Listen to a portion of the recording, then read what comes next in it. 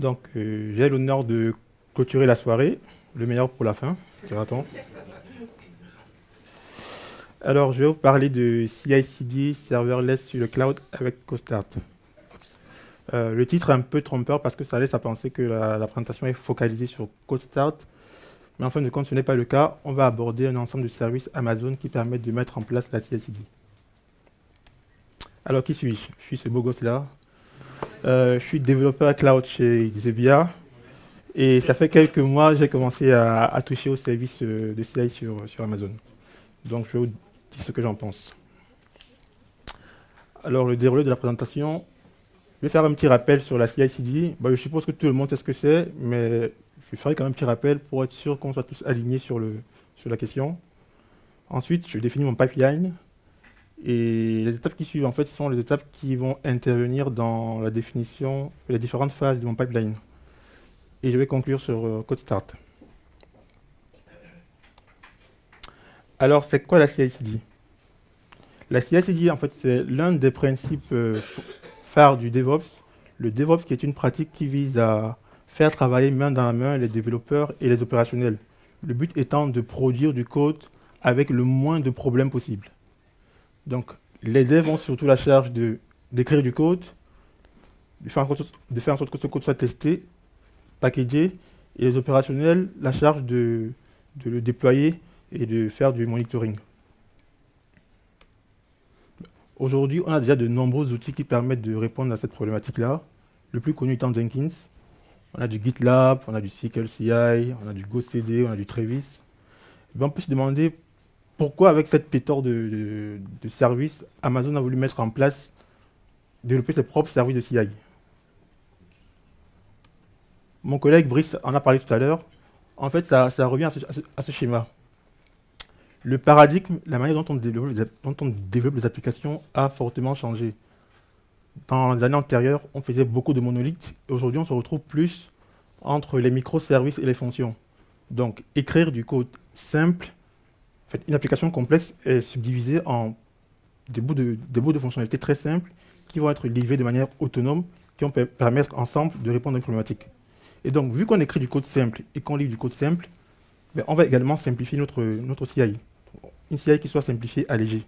Et c'est le but des services Amazon. Donc, avoir une CI simple pour déployer du code simple. Mon pipeline. Mon pipeline, en fait, le service Amazon qui est à la charge de mettre en place justement ce CI/CD s'appelle Code Pipeline. Code Pipeline, en fait, c'est une succession d'étapes. Qu'est-ce qui sont? La source, les tests, mon application, je build, je produis un artefact, ensuite je le déploie. Ce que vous voyez là, ce sont les phases concrètes de code pipeline. Quand on définit un code pipeline, en fin de compte, ce sont les différentes phases que l'on retrouve dans notre pipeline.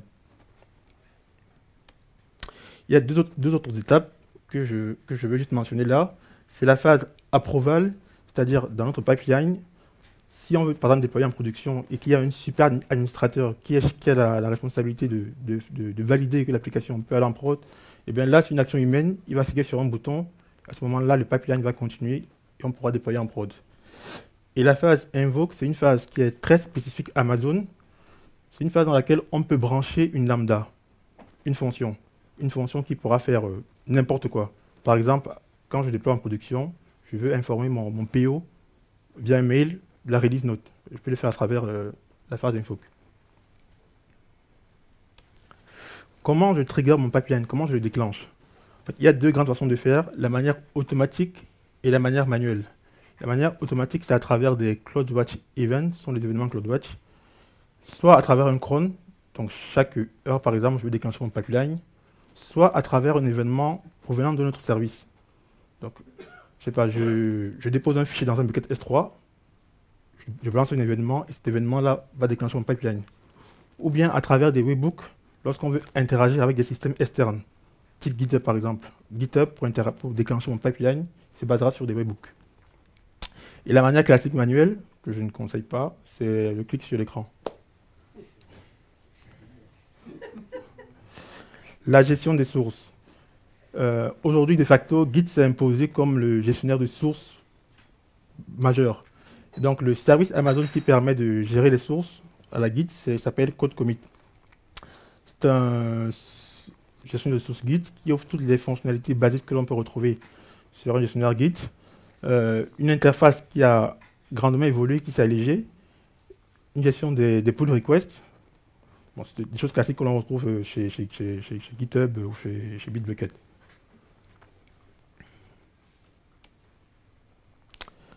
Donc, dans la phase de source du pipeline, en fait, c'est la phase dans laquelle on va récupérer les sources provenant de quelque part.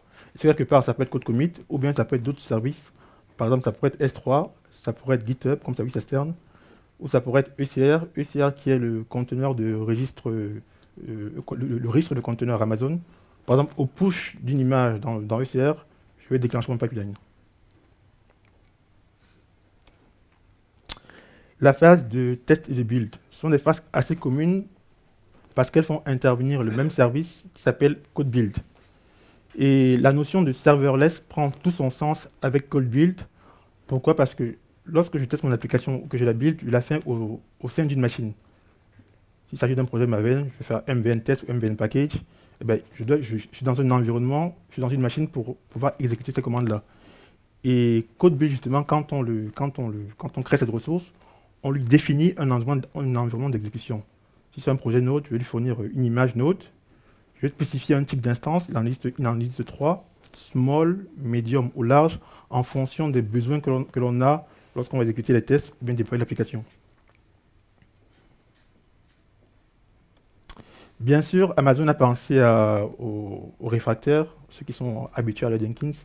Donc, dans les phases de test et de build, on a la possibilité d'intégrer des services externes, notamment Jenkins.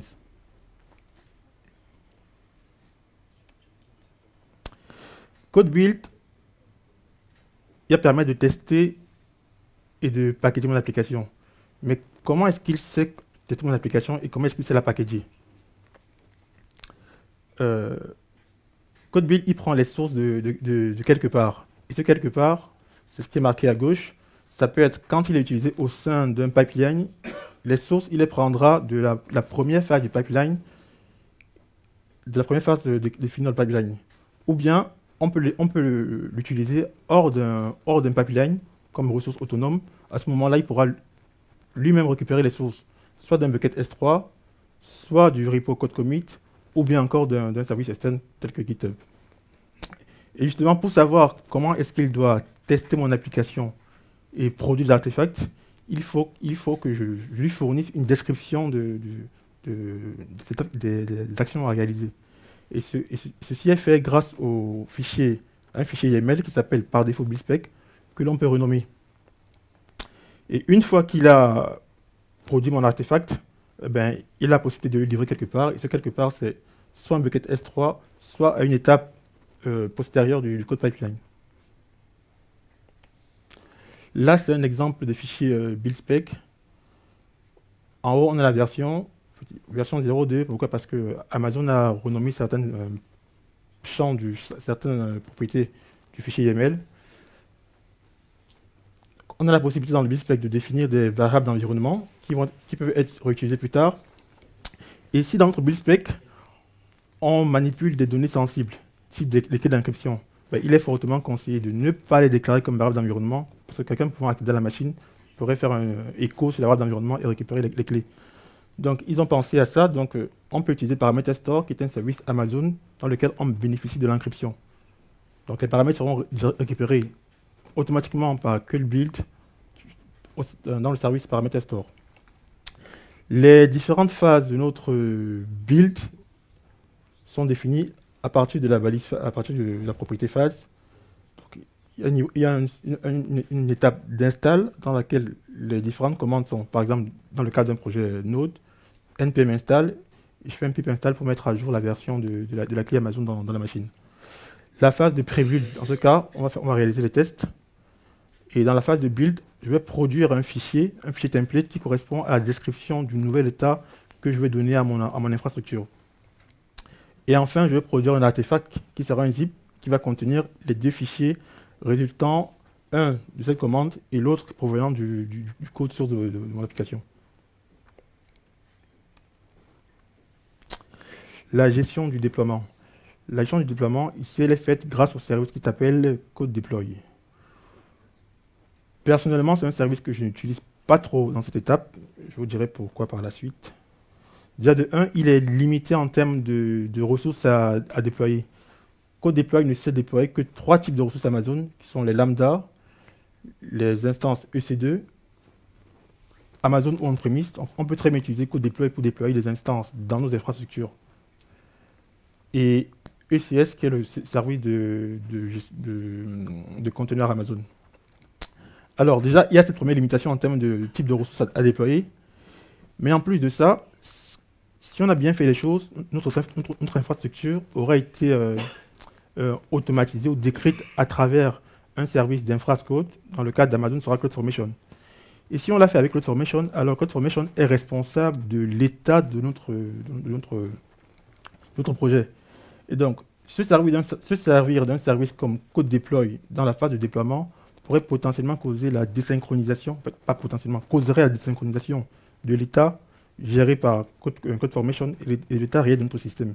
Donc c'est fortement déconseillé. Si vous faites du CloudFormation, ben faites-le du début à la fin. Et pourquoi je parle beaucoup de CloudFormation? Parce que justement, dans la phase de deploy, on peut utiliser d'autres ressources que Code Deploy, qui sont S3. Dans le cadre où on développe un site web statique chez Amazon, eh bien, la mise à jour du site correspond tout simplement au remplacement des fichiers dans le bucket. Il n'y a pas vraiment une notion d'état vu que c'est un service de stockage. Et dans ce cas, on peut brancher directement S3 dans la phase de déploiement pour remplacer la version précédente du site web par la nouvelle. Et dans le cas où notre infrastructure aura été géré par CloudFormation, eh bien, on peut directement brancher CloudFormation dans la phase de déploiement. Bon, il existe plein d'autres services qui permettent de faire du déploiement. Je vais lister là. Et CodeStart dans tout ça. CodeStart dans tout ça, je vais vous le présenter à travers une démo. En fin de compte, c'est quoi CodeStart? CodeStart, son but, c'est de simplifier encore plus la mise en œuvre de la CI. Vous voyez, il y a quand même pas mal d'étapes avant d'avoir une CI mise en place. Il faut définir son pipeline, il faut définir son code build et tout ça. Donc, CodeStart, lui, il vise à simplifier tout ça. En 2-3 clics, j'ai un code qui est prêt avec une pipeline déjà définie. Il se base sur une notion de template. Donc là, j'ai envie de créer un projet CodeStart. Eh bien, il y a un ensemble de templates prédéfinis qui sont fournis par Amazon. Je vais zoomer. Je vais agrandir. Il y a un ensemble de templates qui sont fournis par Amazon en fonction du type de projet. Donc là, je vais vouloir déployer une lambda avec du Node. Je déploie un site web Express. Donc, je sélectionne mon template. Je définis un projet. Je donne un nom à mon projet. Test Cloud, par exemple. Et là, il me demande quel type de repo je vais utiliser. Soit code commit, soit GitHub. Et là, il va charger automatiquement de créer un repository qui aura le nom mentionné plus bas. Je peux le renommer, bien sûr. Next. Donc là, il va me définir un pipeline qui aura les différentes étapes. Une phase de source dans laquelle il va récupérer les données du code pipeline. En fait, là, c'est la définition du pipeline, en fait. Il se sert derrière de code pipeline pour définir mon déploiement. Donc, il va récupérer les sources de code commit, il va faire un build et des tests grâce à code build, il va déployer grâce à CloudFormation et il va faire du monitoring grâce à CloudWatch. Create project. Là, je lance la création. C'est cette étape, il ne sert à rien. Donc là, il est en train de provisionner les ressources. Bon, j'avais déjà préparé un exemple pour pas qu'on ait à attendre, qui est juste là. Donc, comme on le voit en fin de compte, CodeStart, c'est, si vous voulez, de la sucrerie au-dessus de Code Pipeline. Donc, il vient faciliter la mise en place du pipeline. Il offre avec ça la gestion des utilisateurs. Donc, on peut rajouter les utilisateurs à un projet CodeStart. Je rajoute un utilisateur. Les utilisateurs sont les utilisateurs que j'ai déclarés dans mon compte. Donc, il y en a un autre qui s'appelle Jenkins. Je vais sélectionner. Il y a une notion de rôle. Il y en a 3 types. Rôle de viewer, tout simplement la possibilité de consulter les ressources de mon projet. Contributeur, potentiellement un développeur qui pourra committer, faire des actions sur mon projet. Et notion de propriétaire, celui qui crée le pipeline est par défaut propriétaire. C'est mon cas. Là, je t'ai dit, ouais. Et la possibilité de rajouter des extensions, donc l'intégration avec des services externes, tels que GitHub Issue. Par exemple, si mon projet, mon gestionnaire de sources, c'est GitHub, ben, j'aimerais pouvoir bénéficier des issues provenant de GitHub. Là, je peux directement les intégrer dans CodeStart grâce à cette fonctionnalité. Je peux également l'intégrer avec Jira pour récupérer les tâches qui ont été définies au sein de mon projet.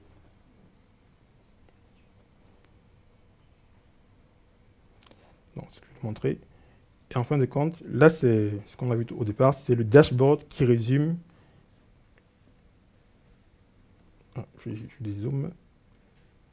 C'est le dashboard CodeStart où, ici, il centralise l'ensemble des informations de mon projet. Donc, comme vous le voyez là, j'ai mon pipeline de déploiement. J'ai du monitoring CloudWatch, duquel ma lambda est appelée une fois. J'ai les différents commits qui ont été effectués sur mon repo, sur la branche master. Et là, je vais faire une petite démo. Je vais faire une simple modification de ce projet. Je vais casser les tests. Comme j'aime ça, casser les tests. Status. Add test. Je commit mon fichier. Back. Project. Je push. Voilà, il a pushé. Et normalement, mon pipeline s'est déclenché. Si j'ai pas d'effet démo.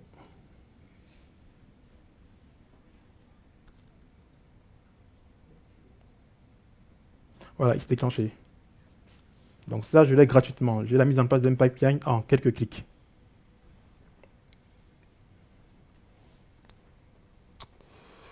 Ben, je reviens sur la démo. Donc, comme vous avez pu le voir, la mise en place de CodeStart est extrêmement simple. En quelques clics, j'ai un pipeline. Personnellement, j'aime l'utiliser pour faire des POC, pour défricher les terrains, pour faire des tests chez moi. J'ai le pipeline qui est là gratuitement. Je ne vais pas me soucier de comment je vais déployer. Mais sur un vrai projet, je ne le conseillerais pas. Pourquoi? Parce qu'il est très limité. J'ai toutes ces ressources qui sont mises en place, mais ces ressources, la gestion de mon infrastructure, la gestion de mon pipeline, ce n'est pas moi qui la gère. C'est Amazon qui l'a créé. Et je n'ai pas vraiment la main dessus. Si je veux modifier mon pipeline, l'ajuster, ben, je suis obligé de le faire via la console. Ce qui fait que je ne peux pas capitaliser sur ce que j'ai produit. Si j'ai un projet similaire qui a la même structure, ben, je suis obligé d'effectuer des actions manuelles a posteriori. Donc il n'y a pas vraiment moyen de capitaliser dessus. C'est vrai que Pipeline, CodeStart offre la possibilité de créer ses propres templates de projet, mais encore là, je trouve ça assez rebutoire dans une phase en amont. Pour bootstrapper mon projet, je suis obligé de créer un template. Je trouve pas ça très commode. Donc CodeStart, c'est bien pour faire des tests, mais pour aller en prod sur un vrai projet, je ne conseillerais pas. Personnellement, je ne ferai pas. Merci.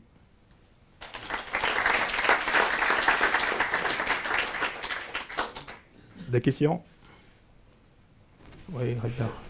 Ludovic, est-ce que tu vois quand même des avantages de CodeStart par rapport à du Jenkins classique? Des avantages, en fait, je ne comparerais pas CodeStart à Jenkins. Je comparerais plutôt Jenkins à CodeBuild, ouais, ou à CodePipeline. Voilà, CodePipeline. Là, le premier avantage que je vois, c'est que je n'ai pas à gérer de machine. Jenkins, je dois instancier une machine, je dois la gérer, je dois faire des mises à jour de sécurité. Et ça, je n'ai pas envie de le faire, ce n'est pas mon travail. Et CodeBuild, en plus, en fin de compte, c'est un service qui est serverless. Donc les machines que je définis le contexte d'exécution, mais les machines ne travaillent pas. Donc en termes de coût, les machines, je ne paye qu'à l'usage. Sur une action, je vais déclencher un build et je vais payer pour le temps d'exécution. Et à la fin du build, la machine est éteinte. Or Jenkins, il tourne tout le temps, il faut le maintenir. Ça, je n'ai pas envie de le faire.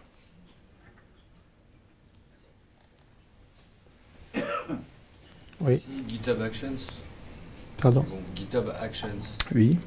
Est-ce que tu as essayé GitHub Actions qui justement devrait proposer une solution équivalente, mais personnalisable? Personnellement, j'ai pas essayé, je ne connaissais pas. Une chose que j'ai oublié de mentionner, c'est que concernant Code Pipeline, il ne supporte pas le multibranche. Ça, pour ceux qui sont habitués à faire le multibranche, Code Pipeline ne le fait pas. C'est un point. Donc, il est conçu pour faire des choses simples. C'est le but. Vu qu'on est censé produire du code simple, on simplifie aussi, on allège le pipeline. C'est la vision derrière ça. D'autres questions? Non. Merci.